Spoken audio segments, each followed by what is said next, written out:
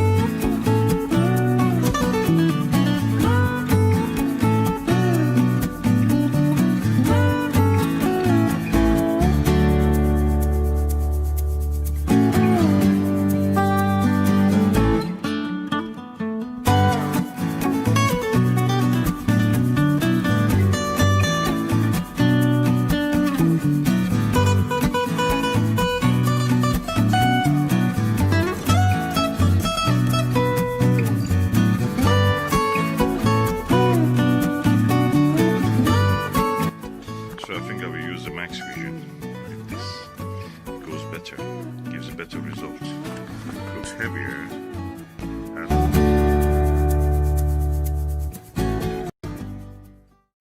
This is a 12-inch Dobsonian telescope made by SkyWatcher, and as you can see, it's quite large. But this is not the whole length of it. When you extend, the length of it will increase to 150. At the moment it's just around, the height is around 1 meter 10. Let's extend it and see how it is. This is a SkyWatcher telescope. It's 30 centimeter 300p or 12 inch. The mirror has been left for a while, so it's quite dusty. I'm getting it to clean it, and yeah, I have marked this part here, which is to that side is the eyepiece, to the right of the eyepiece beam. So this is the marker I've left here, and I'm now going to open it by removing these screws from here. Let's do it. For removing the screws, I'm careful. I hold the tip of this with my hand, and with the other hand I turn the screwdriver. So the tip of the screwdriver is in my hand. I'm careful that it doesn't scratch anywhere else. Okay, as I'm removing the mirror to clean, you can see our chickens, which are astronomers, have gathered around us to help me, probably, finding the screws if I lose them.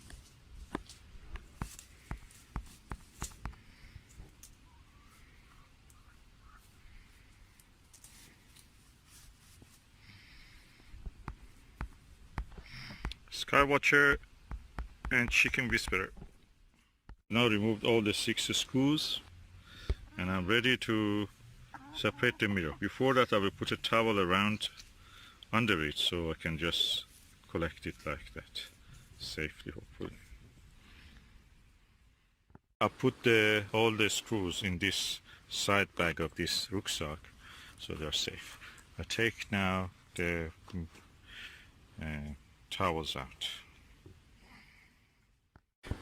Our chickens very curious about what happens next, and I'm sure they're curious to see how it will happen. Look, she has gone near the eyepiece. Oh yeah, go for the eyepiece. Go baby, I know you're an astronomer. You like cosmology. The moment of the truth, the whole mirror has came off. As you can see, the mirror has lots of dust on it. It was laying on the somewhere, and a little bit of the blemish you can see also near the donut here. That's the center of the mirror roughly. So I will clean it and return it back. And that's how the inside of the tube looks now after I remove the telescope mirror. This is the mirror of the telescope, 12-inch. We have already seen I cleaning a 8-inch one. This is 10 centimeter bigger than that. 4-inch, around 4-inch.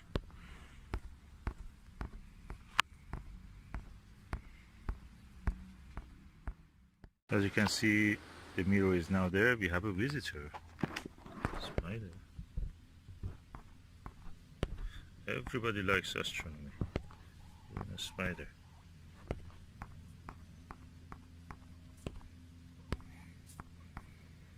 Anyway, this is the second towel, and I'm going now to cover it and take it gently to home with me.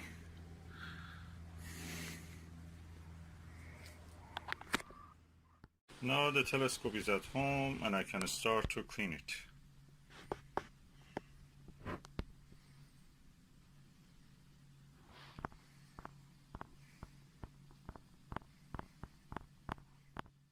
Okay, now I am going to wash this. For washing, first I have to remove this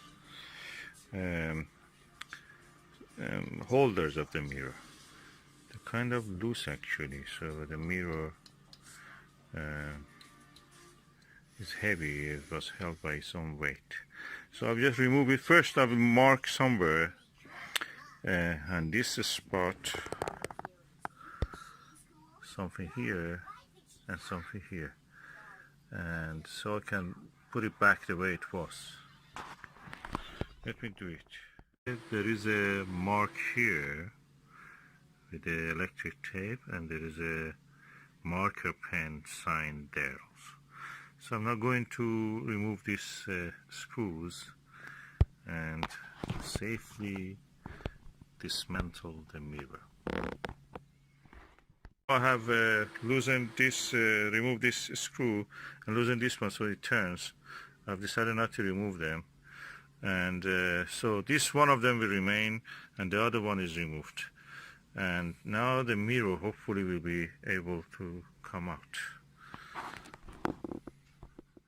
I've transferred the mirror to the kitchen, and this is the mark that I had, and I will put it in a tub. This tub, because it has a plastic edge, hopefully that will be enough. I will, with the lukewarm water, I will first rinse it, then I'll add a little bit of very liquid, and then with a little bit, without applying pressure, I drag some cotton wool over it when it is wet, and just repeat it several times until the mirror is completely clean. Okay, the mirror now is in the sink, and I am pouring water over it.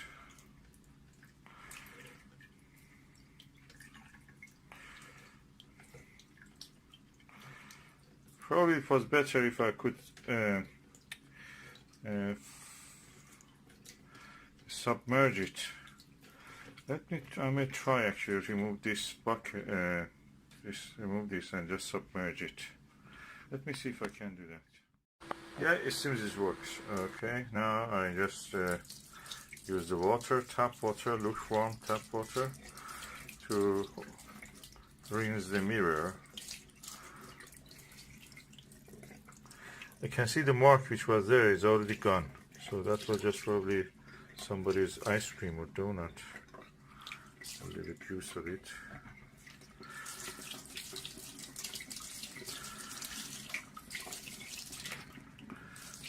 Yeah.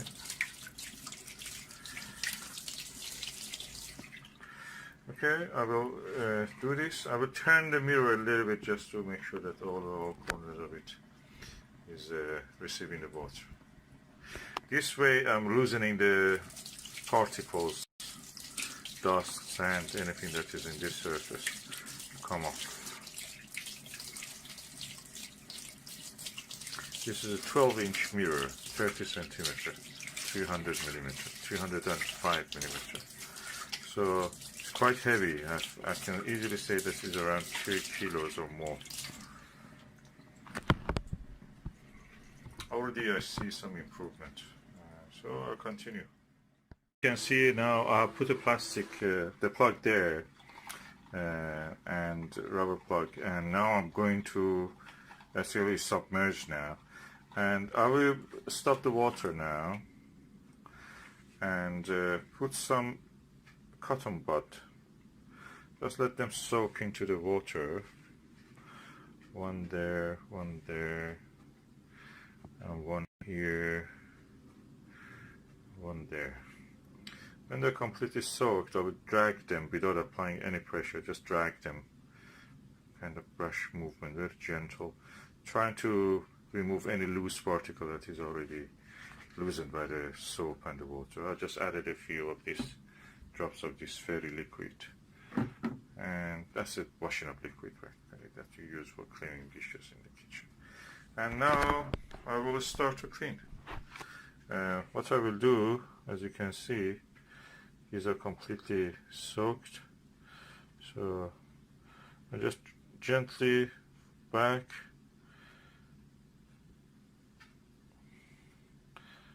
on the surface of the mirror. I'm just dragging it. I'm not pressing, I'm not applying pressure. I already can see that the mirror is cleaned. That part that had something blemishing on it, that blemish has gone. So I do here now for this one. Let me just apply a little more water.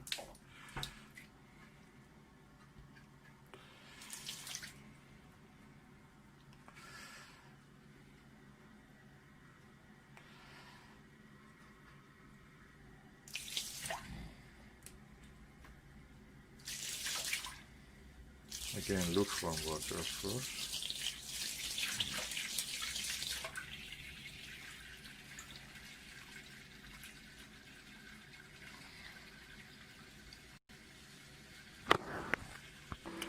Okay, and now I'm just moving the cotton again across gently. I don't apply any pressure, and I don't use the same cotton again too much.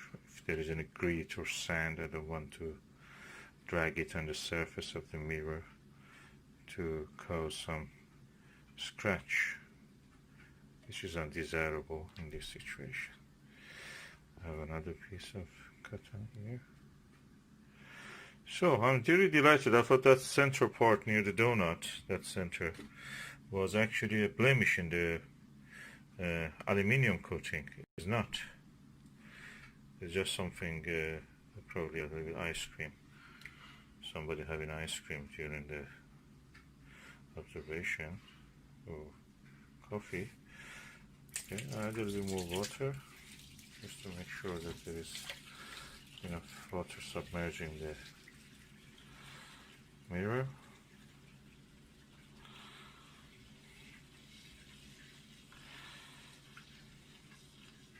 And gently moving.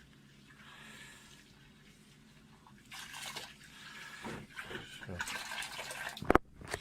I will continue until the mirror is completely clean. Then I rinse it again, and then we go to use some distilled water. Now the mirror is now cleaned, and I'm now going to rinse it. As you can see, the difference is really clear. I just rinse it with the tap water, then at the next stage I will rinse it with the ionized or distilled water that I bought from the Whole Foods. It's a car shop, like a supermarket that you buy the things for the car.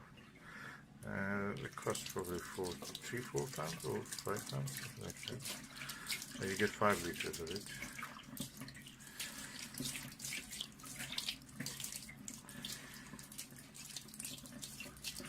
So why we are using distilled water? Because this water that we are using, we live in South England. The water has chalk. It leaves a lime scale marks. It will leave marks on any object, and that's the reason. If you want to remove those marks, you have to use something which doesn't have any ions, any limestone, dissolved limestone, any dissolved chemical in it. And that is distilled water, pure water. Just a simple H2O. And that will not leave any mark. Then we'll let it to dry. I'll show you what I will do. I've rinsed the mirror in the tap water, and I'm now going to use this Halford deionized water, which is practically distilled water. It's quite useful. You can use it for many uses, as you can see here, for ironing, for car battery, for lava lamps, for steam, and anything else. And it's 5 liters. Is deionized water, and I will use it on the mirror.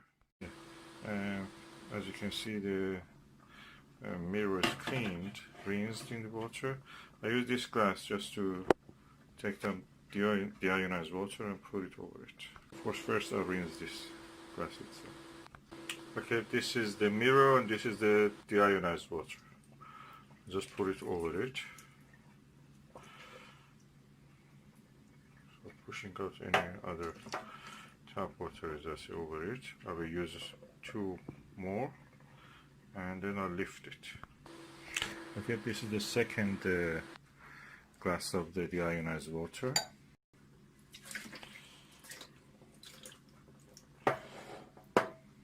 I'm careful not to drop anything on the mirror. Okay, the third glass of the deionized water. Completely trying to rinse.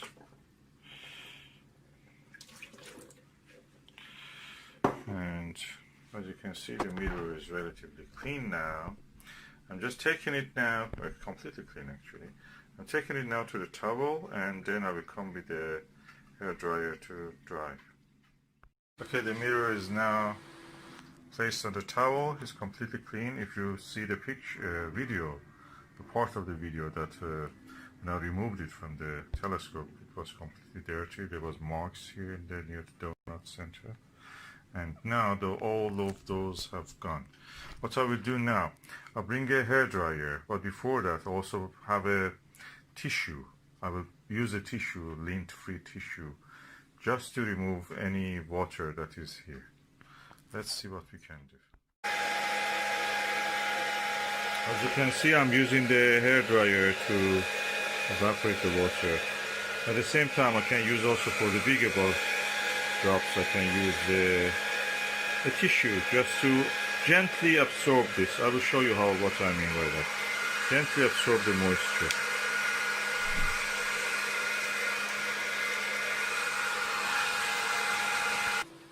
So for example, there is a drop here. Just gently try to absorb that moisture, yeah, to the tissue. Yeah, they come to it easy. So I repeat this for all these little drops.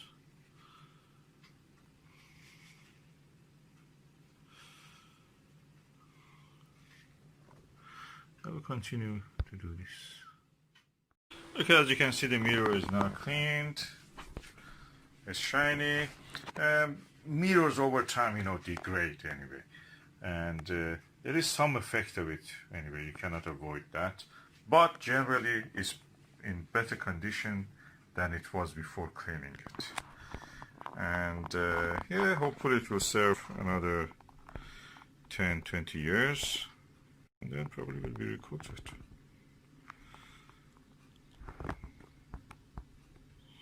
Now I'm going to put it back in the mirror cell. I want to show you that this is the mirror and how thick it is. This is more than 1 inch. It's around 3 centimeters. And the back of it is this. So, quite chunky piece of glass. and this is the front of it. As you can see, it's clean, lovely. As you can see, the mirror is now back. That's the arrow that I had. That's the mark. I have to rotate it slightly because this edge of the arrow was at this point. So first I will turn this, put it here. Then I will slightly turn this mirror this way. Okay, I have now adjusted the arrow exactly on the same spot that it was. That is important because we have to collimate it the way that it was. Putting the first of the screws that I removed and gently turning it on. And I will do this for all the 3 supports. To avoid accidental damage, I just tighten the screws by hand as much as I can. Then for the parts that I cannot really is too tight, then I will use the screwdriver just to avoid any accidental damage. So I do all this for all these screws. Stage I use the screwdriver and I hold the tip in my hand, and with the other hand I just turn the screwdriver and tighten them. Here is back the way it was. Now I just use the air blower just to blow any dust that is left over it when I was working on it. And then probably because I have to transfer it to the tube, and the tube is not in this place, I will use a cling film on top of it just to make sure that there is no accidental, damage or dirt falling on it. I just use this air blower and loose particles will be removed.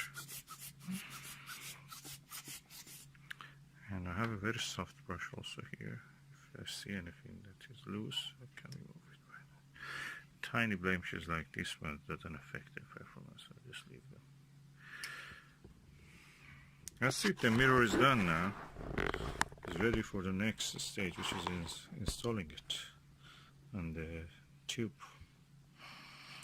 Dobsonian 12-inch, 30 centimeter, 305 millimeter mirror, telescope mirror. Now covered half of the mirror with the cling film. I will cover the other half with the cling film also. I have now covered the mirror thoroughly in the cling film, and it's ready for transport. I've now covered the mirror in the cling film thoroughly, and is ready to be covered in the towel and transferred to the optical tube assembly and installed there. Covered now with the towel until later that I'll transfer it to the tube. So from towel to the towel. I'm carrying the mirror to where it should be installed. It is now here, as you can see, and it's absolutely clean. It's like new. Now I'm going to bring the tube and install the mirror. So it was a good idea to actually cover it with a cling film. So I have covered the end part of the mirror with this plastic bag, as you can see here, and I'm now going to install it. So what you see is the secondary mirror.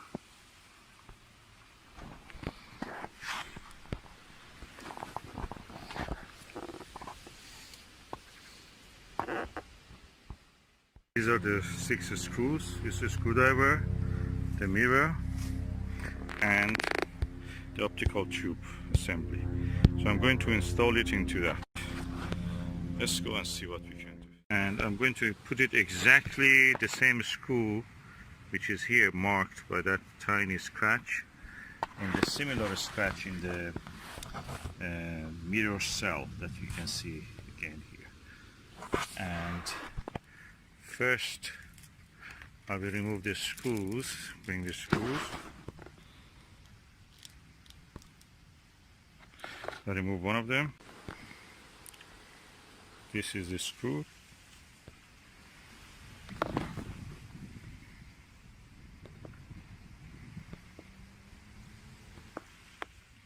This is the screw, and I'm now going to remove this cover. Look at this mirror. Amazing quality. Absolutely clean. I'm going to put it now exactly on the same spot and position. Okay, this is the mirror cell, standing freely now. It's freestanding. There is no screw yet there. I'm going now to put the screw. First the screw, the marks are there. And I'm going to put it now inside that. Okay, now I'm putting the screw in.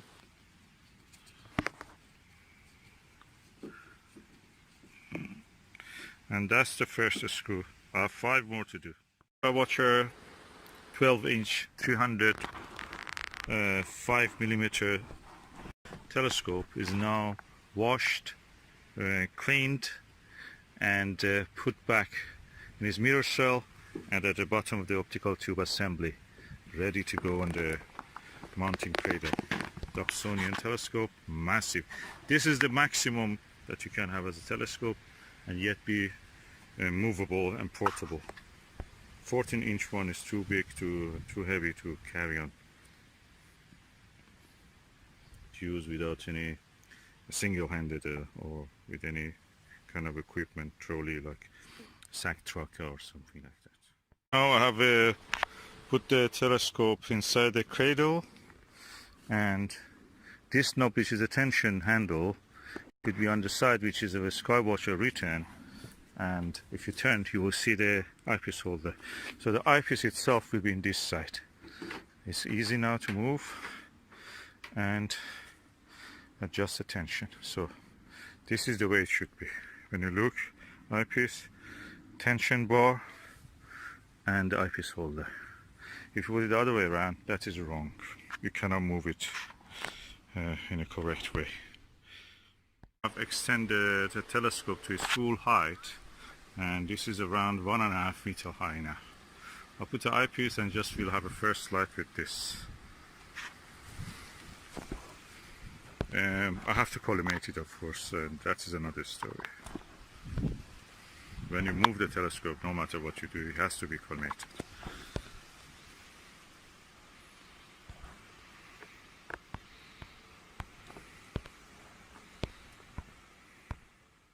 Right, I remove the cover. You can see inside the mirror. You can see the mirror. For making sure that the telescope stays in position, you have to adjust the tension on this with this tension bar.